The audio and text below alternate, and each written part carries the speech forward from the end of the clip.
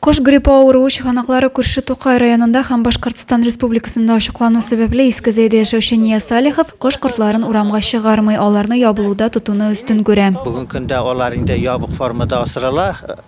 Инде кышта җитте бердән, икенчедән инде шулай асрарга кирәк.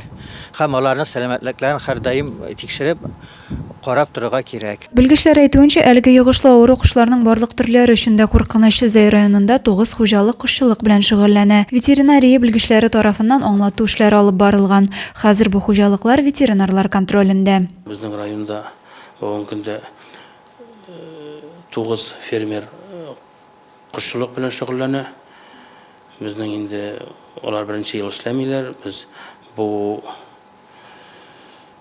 булдырмау чаралары өстендә безнең ветслужба бергә алар белән эшлибез.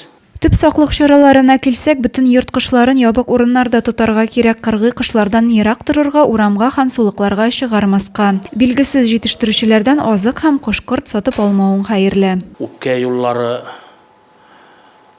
зыянлана, ашказаны юллары зыянлана, температурасы күтәрелә, кошның хәле төшенкелектә була.